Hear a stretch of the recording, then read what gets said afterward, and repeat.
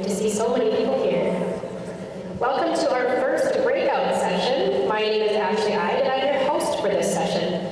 Thank you so much for joining us today. And this session is given by Kendra Tierney. Her breakout topic is the Apostolate of Family Life, Evangelizing within our homes. And as a reminder, following this breakout session at 3 p.m., we will be praying the Chaplet of Divine Mercy in the main arena. So please join us for that chaplet. Moving into our first session, let me introduce to you our speaker. Kendra Tierney is a wife and mother of 10 children from newborn to teenager, living in Los Angeles, California. She has been writing the award-winning blog Catholic All Year for 8 years. She is the author of a little book about confession for children, the Catholic All Year Compendium, Liturgical Living for Real Life, and a series of 17 booklets on prayers and devotions for liturgical living.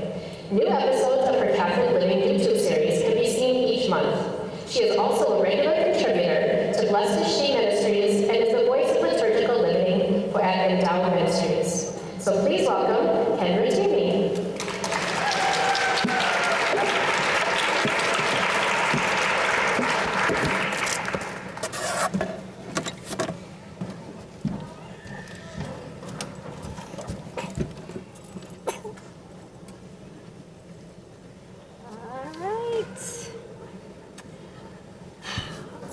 Hi, everybody. All right, so last December, the organizers of the Thirst Conference emailed me to ask if I'd be interested.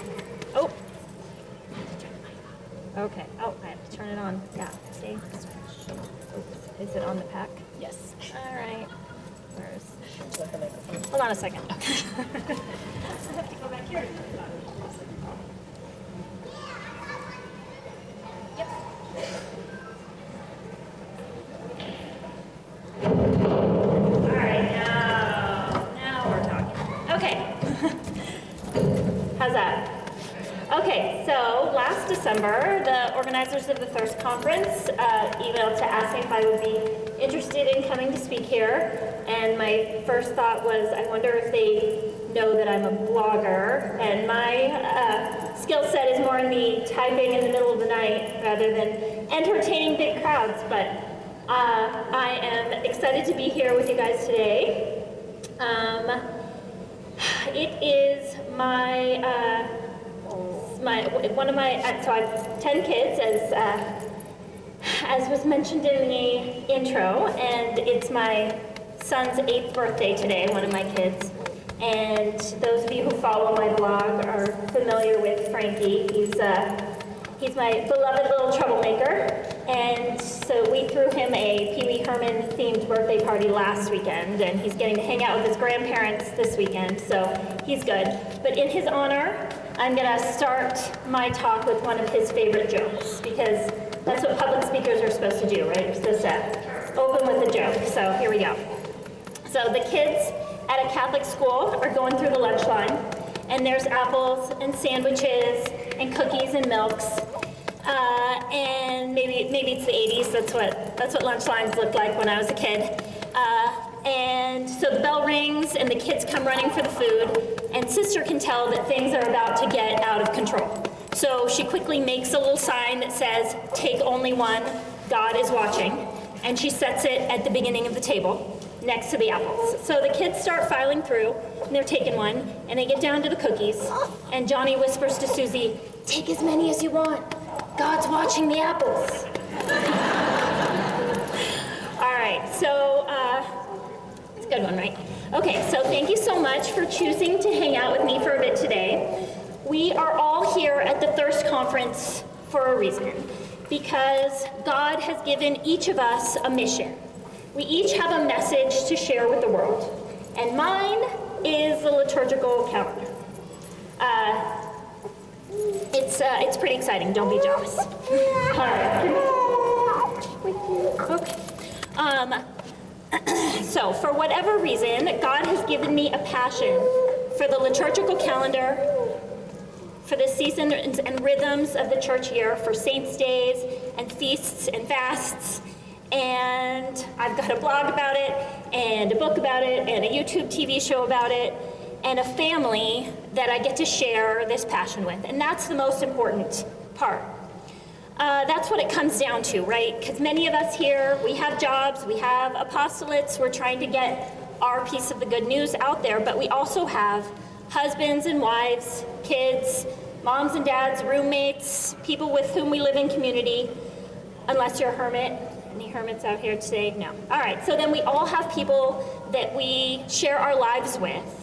And whether we've really thought about it hard or not, those are the people that our first responsibility is to love and serve and evangelize, those people that God has put closest to us, the ones in our homes. So I'm going to be coming at this from my personal perspective, which is as a wife and a mother of many children. And I know that's not going to be applicable to all of you, but I hope you'll be able to distill out some things that can be of use in your own life and that maybe you could pass along to young families. So by way of introduction, my name is Kendra Tierney. I've got 10 kids. This is the youngest, Barbara. She's almost 2 months old. My oldest son is 17, and my second oldest is Betty. She came here with me today. She's 15. She got to do a college visit at University of Mary, so that's pretty great. Also a little bit terrifying, but great. She's here to swoop in if Barbara gets fussy and to help me with my books at the vendor table, so come and say hi to us after. So I have a passion for liturgical living in the home, and not everybody has to have a thing, but this is definitely mine. I like to joke that when God was making me, he apparently said to himself, you know, I haven't put obscure Catholic traditions in any of the last few billion people. I'm just going to put it all in her. It makes me think of what my oldest son, Jack, once said to me about Ember Days. I'm not saying you made them up. I'm just saying no one else has ever heard of them.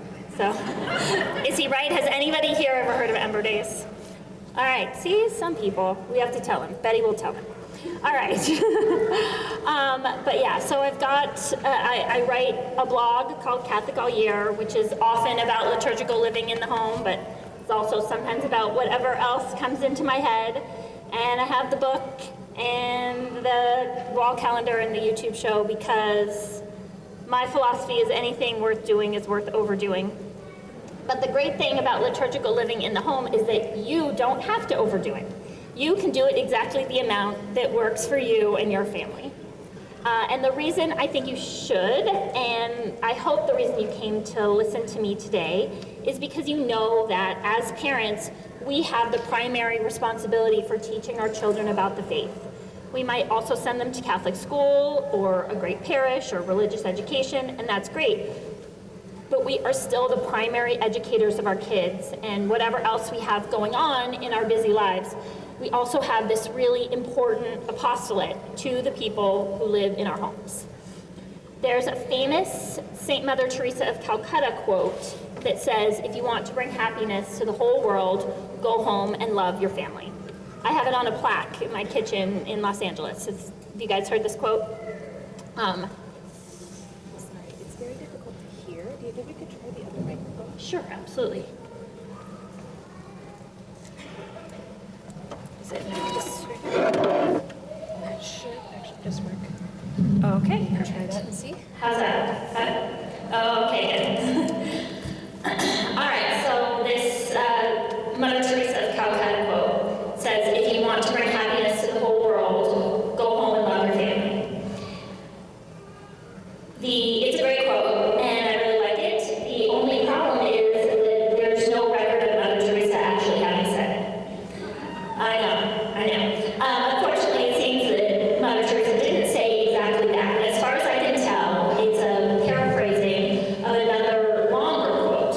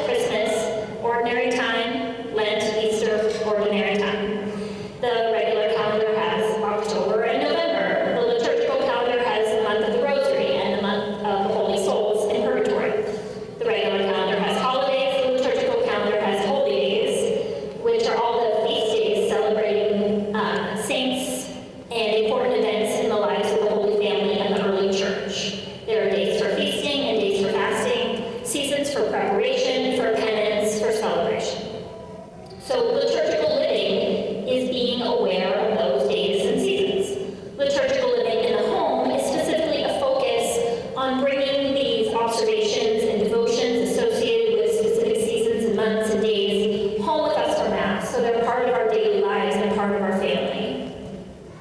So why liturgical living in the home? For me, it's three main reasons, and these are the three main things that I've seen come out of this in my own family. And it's catechism, family culture, and Catholic identity. So liturgical living is a way to learn about the saints and the rhythm of the church year in a way that seems fun and natural, and it makes our faith part of everyday life all week, all year. My recommendation is always that people take the things that they do usually in their normal life and just sort of tweak them to reflect the feast day or the season. I like to call it sneaky catechism because it really doesn't feel like sitting down for religion classes. It feels like a fun family activity. So food, crafts, coloring pages, books, outings, etc. can all be opportunities to learn about a particular saint or event. Now, because to be honest, we don't do a lot of arts and crafts in my house. Got a lot of kids, and I really don't like the arts and crafts messes. But most of our liturgical living in the home is based around meals, because that's what we were going to be doing anyway. So ours is a dinner table-based system, which I think is a particularly good one because at dinner it can involve everyone in our family. Dad can be there, and the big kids who are in school, and the littlest kids. So the three components of this dinner table-based catechism are food, prayer, and conversation. So let's talk first about food.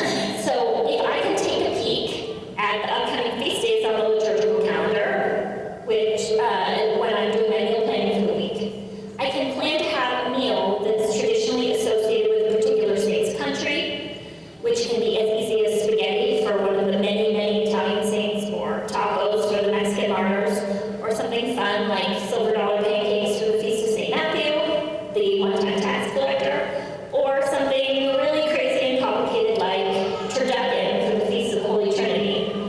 Because it's, three meats in one meat. Yes? Yeah? All right. Or maybe things are busy and I don't have time to make a special meal. But my kids really like treats and desserts and have a really positive association with that. So we don't have desserts on days in our feast days that we are celebrating, and we do have desserts on days that are feast days that we're celebrating. So my kids like to, walk by the wall calendar and say like, oh, it's the feast of Saint Be the Venerable, or somebody who isn't an important feast, an important saint in our day-to-day family life. But I'll tell them, all right, if you can look up something about that saint and give us a little saint report at dinner, well then I guess we can have dessert. So it's very motivational. Okay, so food, and then the second is prayer.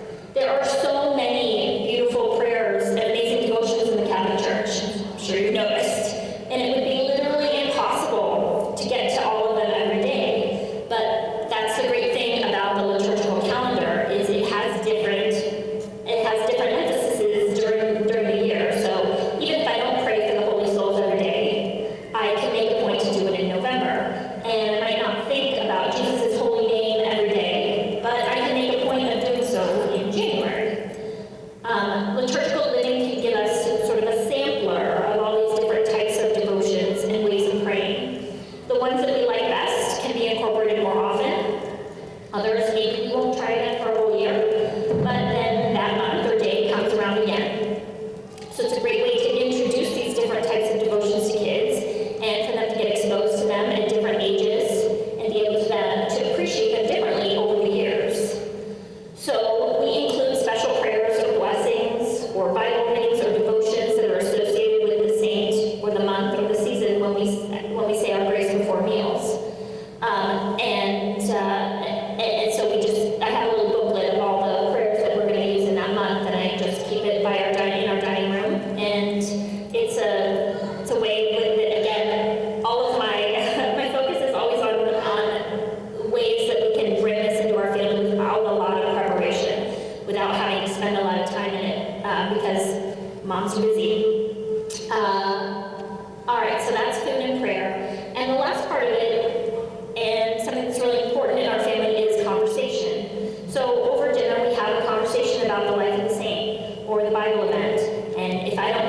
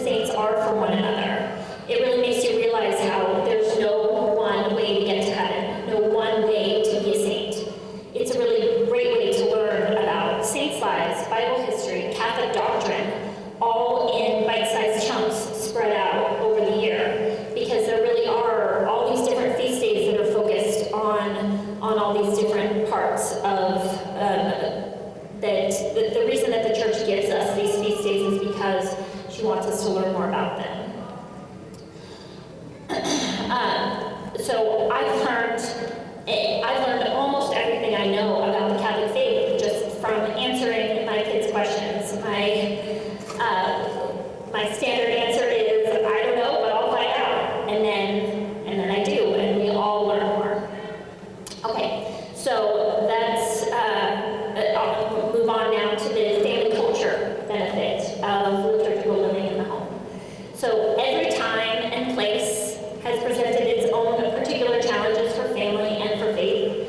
When you read old fairy tales, you get the impression that wolves used to be a much bigger parenting concern than they are now, right? Something that people were really worried about. But perhaps in former days, we used to be able to count on the general culture having more of the same goals for our kids as we do, but that's not necessarily the case today. So many of us, maybe all of us, are trying to raise our kids in a way that's countercultural to, not necessarily to our community, but to the culture as a whole. And I'm not here to bash on now or hand-wring about that things were better in the good old days. There's a great St. Augustine quote about how those who talk about how much better things were in generations past would, if they could go back, surely find that things were just as bad then as they are now. And he said that in the 4th century. But we do need to be willing to do things in our own way and not depend on the culture at large to instill the right values in our kids. So creating a family culture means that my kids have an expectation that Tierneys will do things the Tierney way, period. My husband has a podcast called The Dad Project. In the first episode, I think it's the first episode, is about how to create a strong family culture. And he uses examples from the business world because he is a businessman now.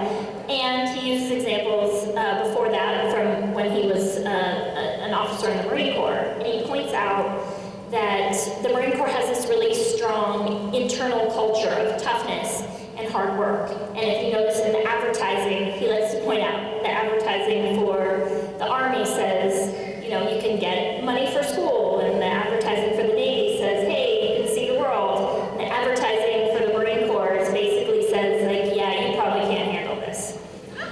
And so the way he tells it better, but you can look for it on iTunes. But his point is that having a strong internal culture, whether it's in a business or a military organization, or a segment of the military, having a strong family culture means you're not beholden to the culture around you, and you don't have to have that expectation that you're going to do things their way. It's a great parenting tactic as well, because even among our good friends, there are differences in what movies we allow our kids to watch, or if we allow sleepovers, or how much work constitutes a homeschool day. And that's fine, because the reason why does Sally get to whatever is because Sally is a Johnson and you're a Tierney, and Johnsons do things the Johnson way, and Tierneys do things the Tierney way.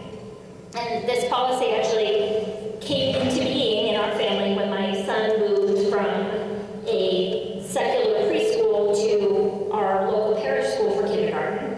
And that was before we decided to pull him out and homeschool him for a while. But when he was at preschool and kids were allowed to watch shows or play with toys that we didn't think were a good idea, we'd say, well, we're Catholic and they're not, so we have different rules. But then all of a sudden he was at a Catholic school, and most of the kids there were Catholic, and most of the parents there were comfortable with things that we weren't necessarily comfortable with. Hence the recourse to homeschooling for a while.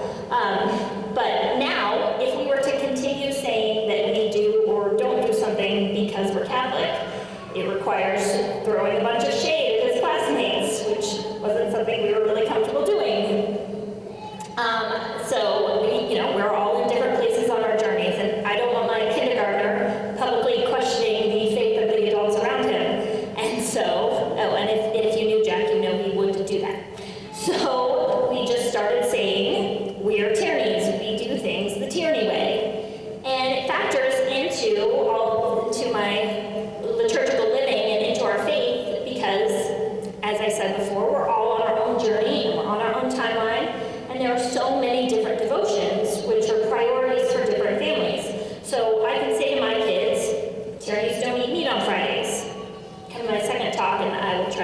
talk you into joining us.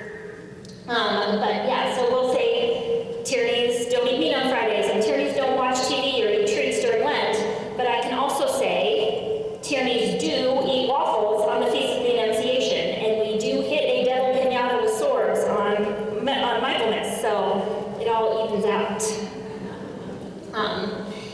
And Advent is coming up, and I'm particularly grateful for our strong family culture at this time of year, because secular culture loves Christmas, bless their hearts, as my Southern relations like to say, but it's all backwards. They like to celebrate Christmas during Advent and nothing at all during Christmas, and the Christmas song radio stations, of which we have 2 in Los Angeles, play Christmas music from all through November and through December until Christmas Day, and then that's the last day. And then the day after Christmas, they are on, it is no longer a Christmas radio station. It goes back to regular programming. It's crazy. It's completely backwards. So when we have strong family culture, we can just say, well, it doesn't matter what they're doing.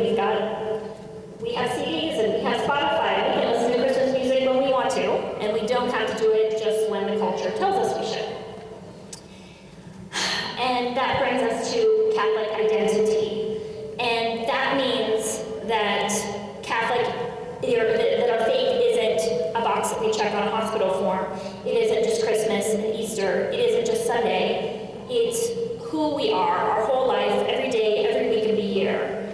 So having Catholic family and Catholic family traditions, having Catholic friends and friends that we can celebrate these Catholic traditions with, means that walking away from the Catholic faith is going to be that much more difficult. So just about everybody who's raised Catholic has had moments of doubt or darkness, and I'm sure my kids will have the same, but my hope is that the catechism we've had means that they really understand what Catholics believe. And so many Catholics don't. And the family culture means that they won't easily succumb to outside pressure to do what everybody else is doing. And the Catholic identity means that even when it's hard, they're going to want to stay Catholic, and that's going to mean something to them. So Catholicism won't just feel like one choice among many. I like to say that my goal is to make Catholicism Weirdian, because that's what makes us different and special, and it's worth suffering for and worth sacrificing for.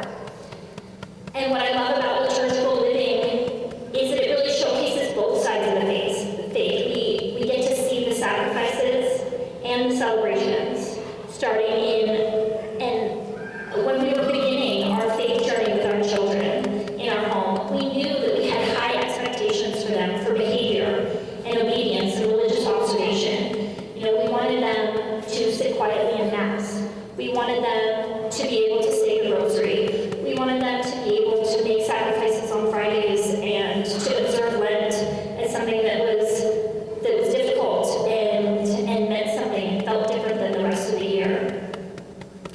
But as we were establishing those traditions in our family, we realized that we were really presenting an incomplete picture of our faith, because it's not just the hard stuff, it's not just the challenges. There's also this long tradition in the Catholic Church of periods of celebration also. So if we are going to observe Lent as a time of penance, then we want to remember to observe Easter as a time of celebration.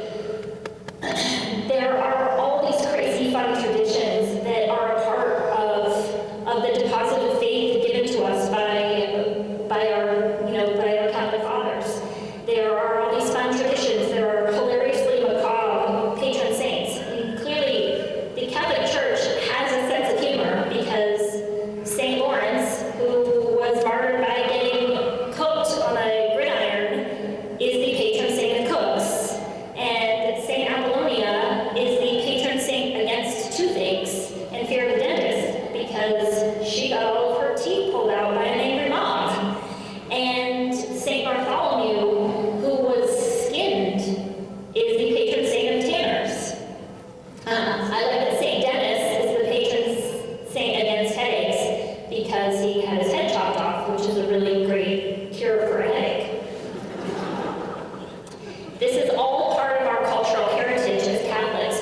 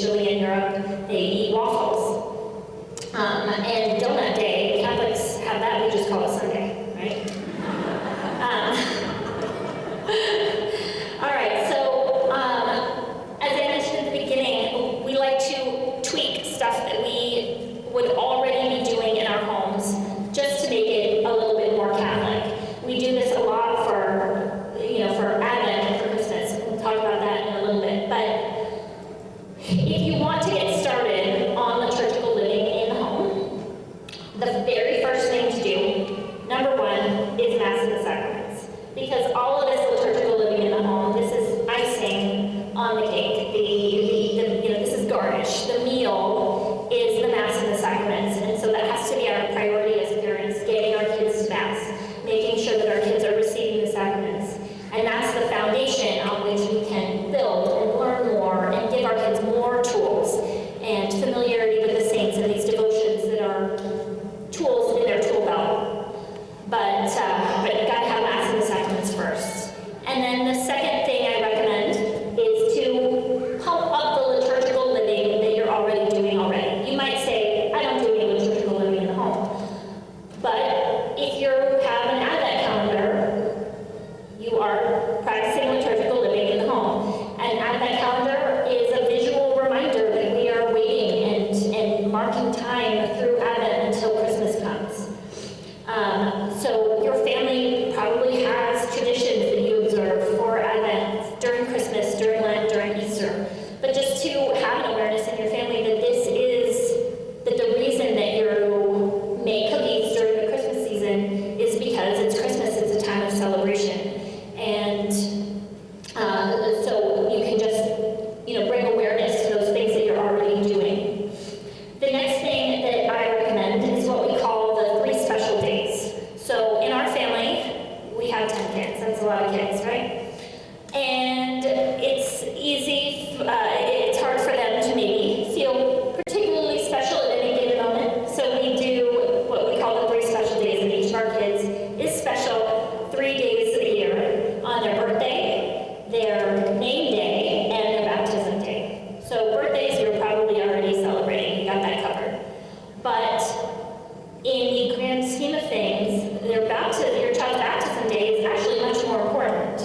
And Saint Pope John Paul II, who had a pretty extraordinary life and lived through many, many amazing days, when he was asked what's the most important day in your life, he said it's his baptism day. So in our family, we keep track of when our kids' baptism days are, and I had to go back and ask my mom when's my baptism day, and my husband had to go to his parish and find out because they had a record of it there.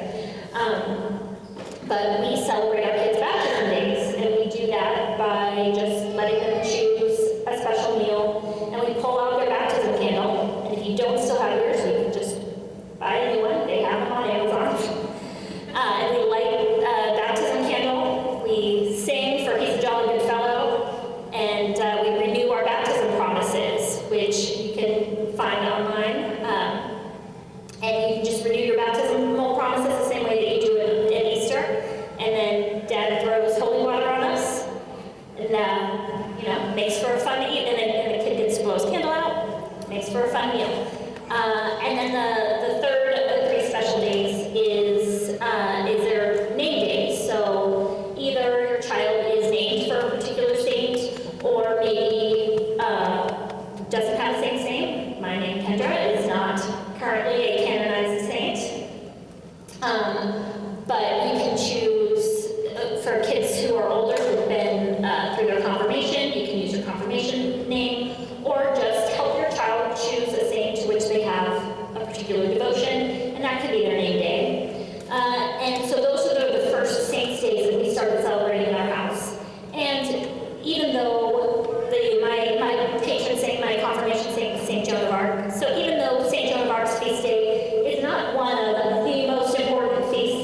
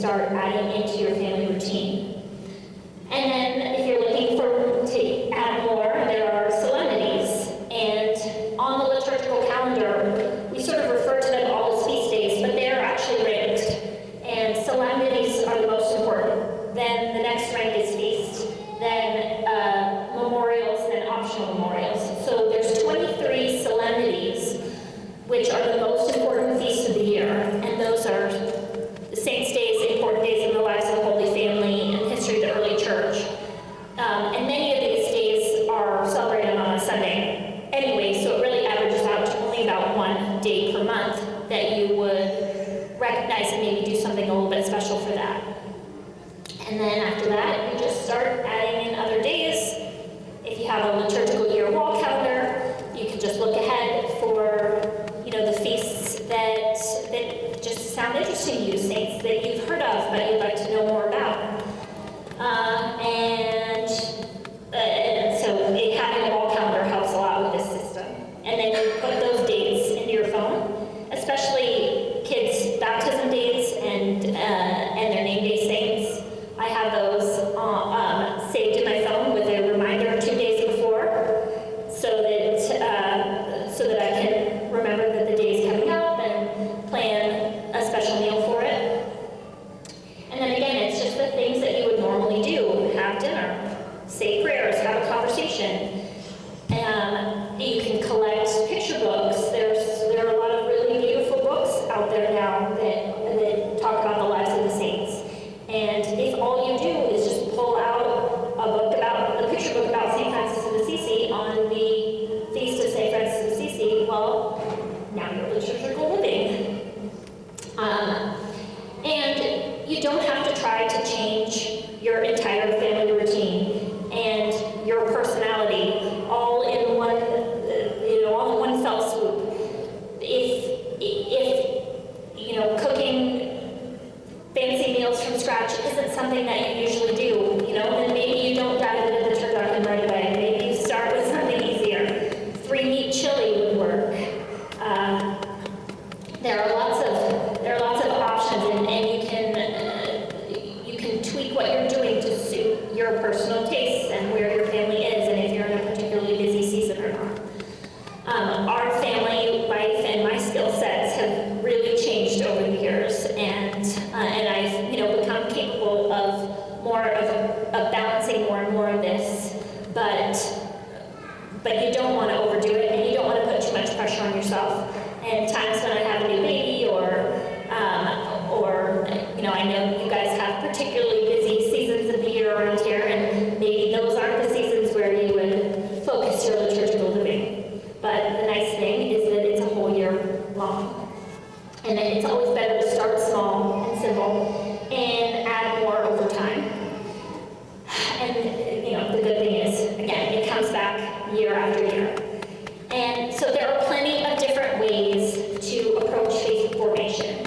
This particular approach to catechism and family culture and Catholic identity isn't necessarily going to be the right approach for every person at every time in every family, but it really has been a beautiful and meaningful part of my life and the life of our family. I think it fits really well with that St. Teresa of Calcutta quote, the real complicated version.